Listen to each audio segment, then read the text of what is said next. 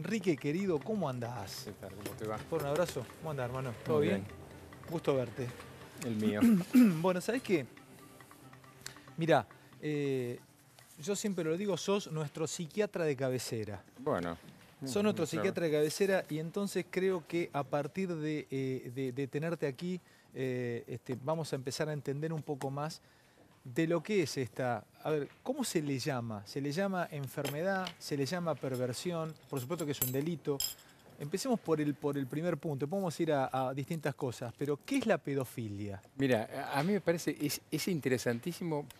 A ver, es terrible. Empecemos por el lado humano. Ujú. Obviamente la reacción personal, la que tenemos todos, la que tenés vos, la que tengo yo, la que tienen todos los amigos de la mesa y quienes nos están escuchando, es algo terrible. Sin embargo, para entender algo, como cuando recién estábamos hablando de lo que estamos hoy celebrando, el tema de Malvinas, tenemos que también pensar desde otro lugar. Entonces, ¿qué es la pedofilia? En realidad, por de pronto, todos los abusadores son pedófilos o todos los pedófilos son abusadores, no. No, La- no entiendo eso. por eso, ahí vamos. La pedofilia en sí mismo es una clasificación de un manual de psiquiatría, una clasificación que significa filios, amor, hacia los menores. Ahora, el problema cuando este amor se transforma en necesidades, impulsos, fantasías recurrentes que duran un tiempo y el sujeto luego eso lo lleva o no a la práctica, lo traslada, por ejemplo, a estar observando pornografía infantil o a ciertos comportamientos, es cuando se establece ese trastorno. Ahora, es una enfermedad del estilo, ese trastorno. Después vamos a hablar de los otros, porque no todos los que cometen Discúlpame, estos pará. delitos. Diferenciame. ¿Vos diferenciás, se diferencia enfermedad de trastorno? Claro, cuando vos tenés una estructura de personalidad, o una persona está, por así decirlo, armada, cableada de manera diferente, es, es diferente. Vos sabés, me comentás el tema de los autos. Alguna vez por ahí te escuché que digo que sé cómo regula un Torino. Bueno, una cosa es el mismo auto sobrecalentando o ese mismo auto con un carburador sobrealimentado, pero estás hablando de ese auto. Y otro que vos digas, no, es un Fiat 600.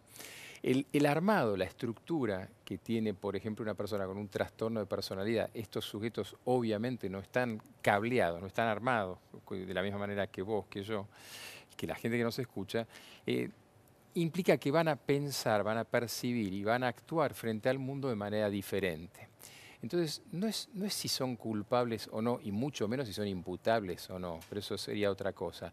Pero, por ejemplo, ellos perciben a su deseo, ese impulso hacia el niño, de una manera que impide que vean la real demanda del niño. Es decir, ven un chico en una situación de necesidad y en lugar de entender que esa necesidad es de cierto tipo y tiene límites, entiende que responde a sus propias A ver, necesidades. entonces, en líneas generales, ¿un pedófilo qué es? Pedófilo es, cuando es solamente el trastorno clasificado por el manual de psiquiatría, es un sujeto que tiene un impulso casi irrefrenable o tiene fantasías ligadas a la población infantil, que las puede o no convertir en acto. ¿Cuál es el problema? Cuando hablamos de los delitos, en general también estamos entrando en otra categoría de sujetos que son antisociales o son perversos o son sujetos que la Pero gente conoce. el pedófilo en el manual de psiquiatría está considerado un perverso. No Es un no perverso. entra en las calificaciones de perversiones, porque de hecho en el manual de psiquiatría tenemos las parafilias, es decir, las desviaciones de los comportamientos, pero no en el sentido tradicional. Es decir, a ver, el punto es que, tu primera pregunta, ¿es una enfermedad que por ende se puede curar, que sigue un ciclo como si fuese una depresión? No, no lo es. Es una condición del sujeto que en el caso del pedófilo tiene una especie de incapacidad de refrenar esos estímulos y hay que tratar ese comportamiento. ¿Se trata en algunas partes del mundo? Sí, se trata, pero es un tratamiento de por vida, así que no es una enfermedad que termina en algún momento y por ende las consecuencias legales y sociales son a controlar el resto de la vida. Sigo preguntándote otras cosas que tienen que ver cómo.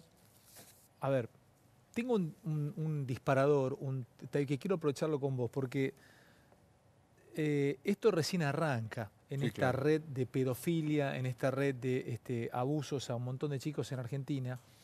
Hay mucha información, esto es algo que va seguramente a dar que hablar en toda Argentina, ya está dando que hablar, pero mucho más de lo que está dando que hablar ahora. Quiero que veas este disparador y después quiero hablar con vos de ¿Cómo logra un profesional como vos que un chico te cuente? Porque eso también está llevado a cómo logra un padre que su hijo o su hija le cuente. Porque fíjate que muchos no lo cuentan, muchos están muchos años con ese dolor, con ese secreto, hasta que un día, esto pasó en Independiente, un chico se quebró ante el psicólogo y luego se descubrió todo esto. Déjame ver este informe que espectacularmente preparó producción y lo charlamos, ¿te parece? Mirá. Al caso que investiga el abuso de menores en Independiente, ahora se le suma una nueva denuncia que presentó la titular de Avivi sobre abusos en el club River Plate. Lo que vinimos a realizar es una denuncia sobre abusos ocurridos dentro de la institución de River. Esto lo transmite una médica que pertenecía a la institución, un señor de trans. Ingresaba a la institución entre 2 y 3 veces por semana a reclutar menores.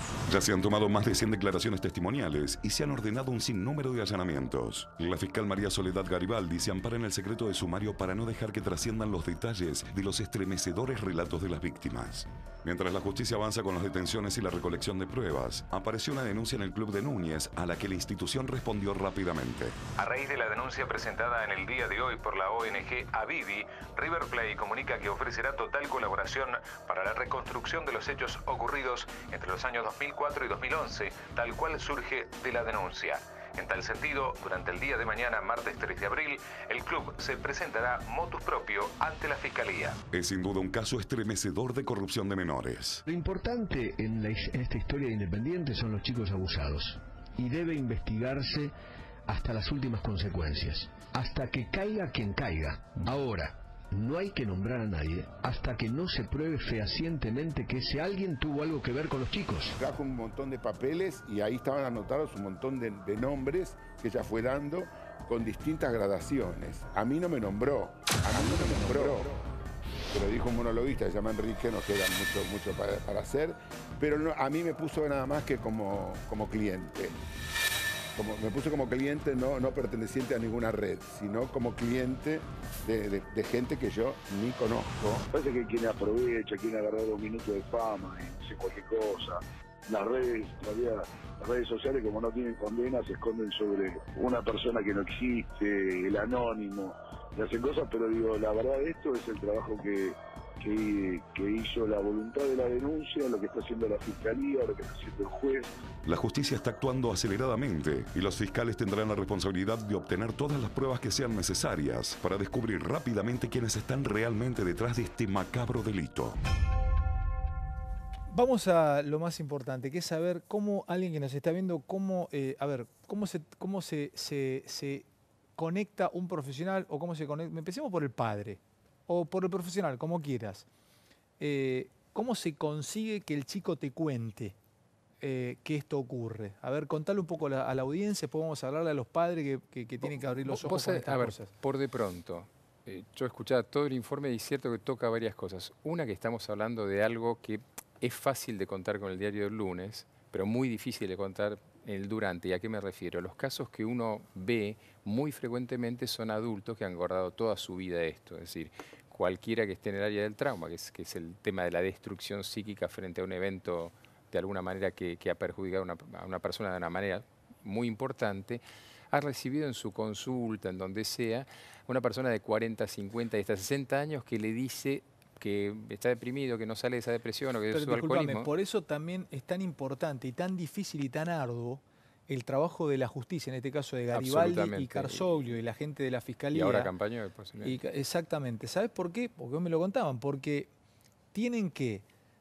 desenmarañar un sistema de relaciones de hace un tiempo, de conexiones, de llamados de teléfonos, de redes sociales, de mails, de mensajes, de una cosa, de la otra, y que ya eso se va, en el tiempo se va como perdiendo. No es ahora, no es un hecho en flagrancia, perdón, o es un hecho que pasó hace 10 días, 15 días, 20 días, y que, o un mes, y se puede llegar ahí. Se les hace muy difícil también a la propia justicia investigar una cosa así, Enrique. Es que por eso, pero por supuesto, y por eso también la gente a veces tiene que entender, por eso yo separaba primero la respuesta emocional que tenemos todos y que queremos que los cuelguen, que los maten, y cada nombre que aparece se lo bombardea. ¿Cuál es el problema de eso? Y que cuando uno está en esos temas ve que la cosa no es tan clara, que obviamente que los verdaderos culpables son sujetos que hay que hacer cantidad de cosas, entre ellos recibir la carga penal que le corresponde, pero no es tan simple porque en realidad, como decís vos, hay que desenmarañar la historia de un montón de personas. Yo estaba pensando en un caso que ocurrió en San Isidro, que todo el mundo conoce, de un colegio en el que los que denunciantes terminaron siendo hombres de 50 años, y se atrevían a decirlo porque por una de las características que tiene el abuso sexual infantil en el caso de los hombres, que guardan esa historia mucho más que las mujeres, que las chicas. Entonces, ¿por qué lo traigo a tu pregunta? Porque también va a tener que ver desde si ese chico es un chico, es una chica, en qué contexto está.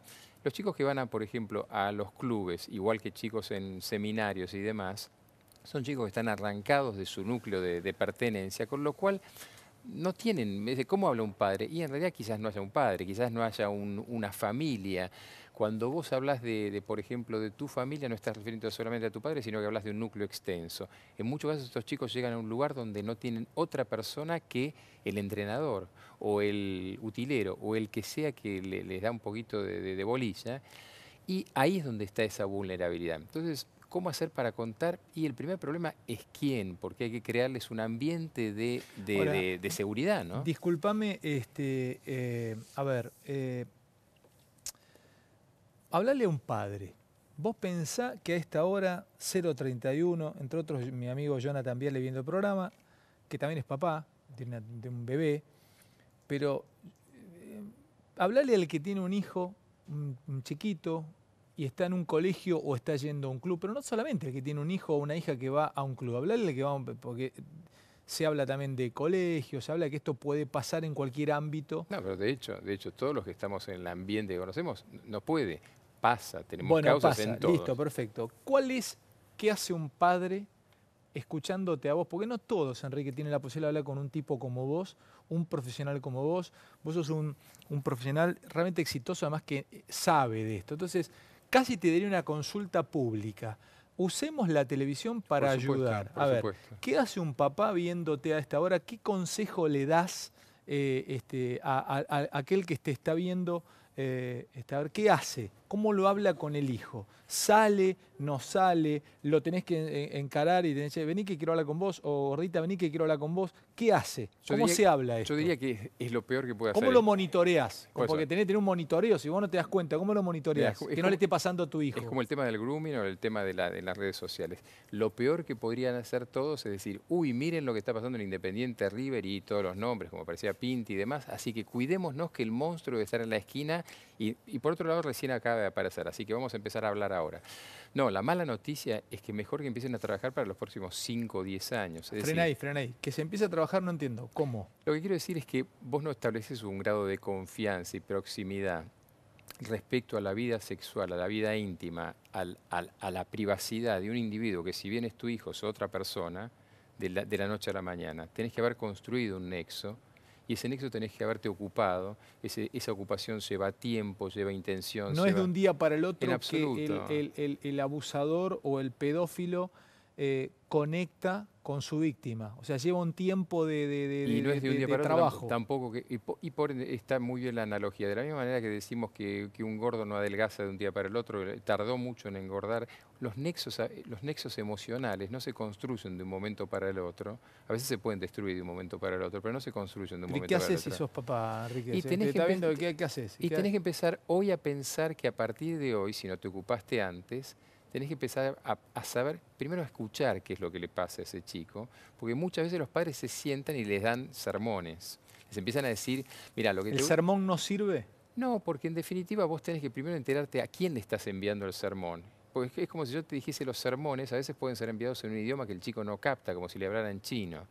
Entonces, por más que se lo diga al padre o la madre, el sermón, mirando los ojos y hablándote como te hablaba tu viejo o mi vieja a mí, muchas veces no llega ese sermón? No, sí, hablando, yo espero que no me estén viendo ahora. A mi madre en todo caso, pero digamos, si me hablan como me hablan nuestros viejos en mi generación, es factible que uno hacía lo opuesto. Así que en realidad el punto es primero enterarse en qué andabas, porque una de esas andabas en algo que era totalmente inocente, pero a ellos les parece peligroso, y justamente por salirte de ese lugar te vas a lo peligroso, cosa bastante frecuente. Te explico. De golpe a vos te puede haber gustado en la infancia mucho salir a pescar y no tu caso, pero te agarraba tu padre y dice, guarda que los pescadores son todos ladrones, son peligrosos y violan chicos en el río. De vos salís de eso, lo dejás y pasás a entrar a un club de fútbol donde sí efectivamente te pasa eso. Si lo primero que tenés que ver es quién tenés enfrente, quién es esa persona que tenés enfrente, a pesar de que sea tu hijo, y empezar a establecer, si no te preocupaste por hacerlo antes, un nexo que te permita comunicar. Te sigo preguntando otras cosas. Por ejemplo, de redes sociales, que siempre se las critica y uno termina siendo víctima muchas veces de redes sociales. Absolutamente. Por ejemplo, saqué algo que quiero saber, si vos me decís que realmente eso es así, yo automáticamente lo cambio. Por ejemplo, leo o hay cientos de imágenes de ese logo, que está denunciado, un logo parecido, no ese logo, Sí. pero parecido de esa manera o de esa forma, denunciado por el gobierno de los Estados Unidos, como que ese es un símbolo que pueden utilizar aquellos que caen en este tipo de delitos. Sí. A ver, explícame. Si es así, lo cambiamos mañana. Pero, a ver, ¿ocurre eso? ¿Existe el símbolo utilizado? No, pero a ver, el área de los símbolos... Pero más allá del símbolo en esto, ¿no? O esta es clarísimo. animales sueltos. Sí, también podría ser pero voy a eso y no va a ser una humorada. También podría ser un signo Illuminati. Es decir... Esto podría ser también un símbolo de Illuminati. Sí, podría ser un símbolo... Cuando vos ves un símbolo, podés darle la significación que quieras. La significación que tiene es un modo de contacto entre las personas. Por eso digo, a veces lo que pasa en las redes, en muchos casos, es que se toma la información sacada de ese contexto y claro, todo quiere decir todo. Y vuelvo a tu pregunta primigenia, que es la que creo que le ayuda a la gente. ¿Cómo me comunico con ese chico? No sé si el chico se tatúa, vamos a seguir con este ejemplo, se tatúa esto en el hombro y yo acabo de leer una información que dice que tal grupo de amigos de los chicos, de boyfriends en Estados Unidos, usa eso. Y le digo, no te tatúas más esto y más. Y en una vez ese chico lo incorporó por otro lado. Primero me tengo que enterar, decodificar, y por eso es el lenguaje, qué significa cada una de las cosas que ese chico está transitando. Las redes sociales pueden ser hasta útiles. El problema es que, ¿cuál es el problema del grooming? Que no se establece en contacto y confianza. ¿Qué es el grooming? El grooming es una traslación al español de una palabra inglesa que es to groom, para cuidar, y así este gesto porque es cuando uno acicala, cuida a un animal, y es el cuidado que toman estos sujetos, que se toman el tiempo de establecer contacto con la víctima, a la que van cuidando, a la que van acicalando, a la que van encerrando y a la que van conquistando. Es decir, no es justamente hacen lo que tiene que hacer un padre o una madre. Irse acercando suavemente, irse enterando, dándole cosas. ¿Qué pasó en estos clubes o en todo caso de Independiente? No era un tema finalmente de plata, sino que en principio seguramente ha sido un tema de darles cosas, objetos en algún caso, pero seguramente también afectos y contactos y palabras y consejos que no tenían. En las redes, en muchos casos, los chicos consiguen... Voy a contar un caso terrible, que fue el caso de Micaela Ortega, el caso de la chica asesinada en Bahía Blanca, que peleándose con la madre, establece contacto con una amiga por Facebook, y bueno, finalmente la amiga no era amiga, era el sujeto que la termina asesinando. Ese sujeto, Jonathan Luna, si no me equivoco, tenía 7 perfiles y en cada uno manifestaba cosas diferentes. El caso de Junín era lo mismo. Ese sujeto que nadie pensaba que tenía ningún acceso a nada, tenía 3 perfiles de Facebook. ¿Para qué? Para ir captando. Es decir, ellos hacen el trabajo que nosotros no hacemos. Ocuparse del otro y se ocupan para sus fines. O sea, el trabajo que no hace un padre lo hacen ellos. Sí, lo hacen y justamente con una enorme habilidad para descubrir las flaquezas de ese chico y las vulnerabilidades, porque no agarran a cualquiera. Agarran a un chico, por eso decía, un chico de un club, un chico de un seminario, un chico que viene del interior acá, que está sin esa raíz, sin ese contacto, sin eso que lo hace diferenciar y decir, para, me está diciendo esto, pero tío, amigo, no sé quién, al que le dice, Escuchame una cosa, Enrique. Usemos este rato importante que estamos teniendo ante la sociedad hablando de esto, porque lo más importante es hablar de esto. Yo gasté 20, 23 minutos del tiempo de este programa para hablar de una cuestión mía personal, cuando en realidad lo más importante es hablar de esto con vos, y estamos en este momento entrando a la casa de muchísima gente en toda Argentina. Entonces, usemos y gastemos bien el tiempo. Sí, claro. ¿Qué tiene que quedar? Porque lamentablemente va a venir otra cosa dentro de 10 días, 15 días, 20 días, un mes, 2 meses, y en algún momento se deja de hablar de esto. Pero ¿qué tiene que quedar? Porque mañana esto se habla en las peluquerías, en los talleres mecánicos, en los hospitales, en los colegios. O sea, entonces, ¿qué tiene que quedar?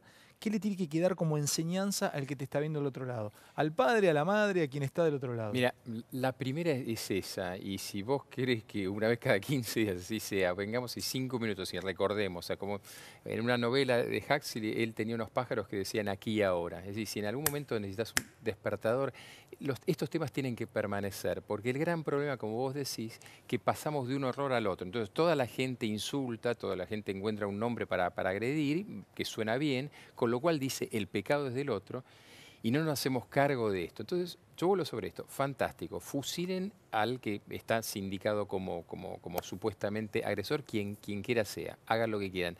Ahora empiecen a ocupar el lugar que no están ocupando como sea. Empecemos a ocupar el lugar ese. Y esto es mañana, el día siguiente, porque para mí el tema de la vulnerabilidad de mis hijos empezó el día que nacieron. Y realmente lo siento así, implicó cambios existenciales, implicó cambios laborales, pero en algún caso entendí que también había decidido tener hijos. Entonces, a ver, ¿qué es lo que tiene que quedar? Y ser padre, ser madre no es gratuito. ¿Ser padre, ser madre no es gratuito? No, no es para nada gratuito. Uno recibe infinitamente más de lo que da, pero claramente tiene, como en toda relación humana, tiene que dar. Y tiene que sacrificar cosas. Y una de las cosas que tiene que sacrificar es eso que vos acabas de decir, tiempo. Y tiempo calificado. ¿Cuál es ese tiempo calificado? No, espera que te voy a decir ahora todas las cosas. Y vos sabés que yo soy psiquiatra, yo te cuento la verdad. Mis hijos tienen un padre psiquiatra y no importa nada. Lo que necesitaba era un tipo que los escuchara, que ellos le contaran, me explicaran a mí. Y es gracioso porque ahora ya a los 20 años me dicen, yo nunca supe que vos sabías de esto. No, solamente te vengo hablando desde que tenés 3 años. Pero es decir, me cuentan ellos sobre drogas, no consumen ni mucho más. Pero como vos sabías de esto, no, pasé, vi luz y subí, pero no importa. Pero bueno, el mensaje fue quedando. ¿Cuánto tardó? 20 años en pasar el mensaje. ¿Te ha tocado trabajar en casos así? ¿Te ha tocado trabajar en la justicia en casos de...? Sí, me ha tocado del lado de la función oficial y me toca hoy del lado de la consultoría. De hecho, si no se me permitís... A ver, me contaba hoy una persona, un abogado, me decía que muchas veces este tipo de delito se presenta, se presentan los juzgados, sobre todo en los juzgados de familia, está muy presente esto que, bueno, que la justicia todo el tiempo, o cuando hay un divorcio complicado, o cuando hay una pelea entre los padres, automáticamente aparece esta figura y que la justicia tiene que salir a trabajar y llevar a los chicos a el escarnio de pasar por psicólogos. Explícale a la audiencia para que también se entienda cómo se trabaja. ¿Qué es una cámara Gesell y cómo se labura? ¿Cómo se labura en un grupo porque así debe estar laburando ahora la justicia con estos casos que están descubriendo? Bueno, ¿qué es una cámara Gesell y cómo se labura? Empecemos ¿Cómo detectan dónde está la víctima? Bueno, empecemos por el otro tema.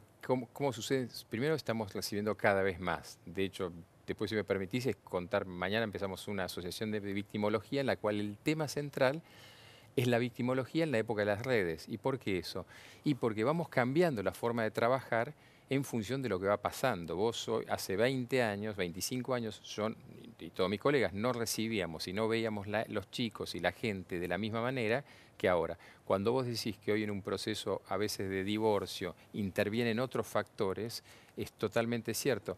A veces porque son implantados, pero muchas veces porque en ese proceso aparecen otro tipo de crueldades que han habido. Entonces, de golpe, como toda la familia se ve envuelta en una situación caótica, resulta que el padre, hoy es lunes, esto fue el jueves o viernes, no, el miércoles de la semana pasada, una nena contándome, una persona que viene a hacer una consulta y por otra razón, justamente una consulta por un tema de familia, empieza a contarme lo que le hacía al padre. Lo que hacía el padre era un terrible y flagrante abuso.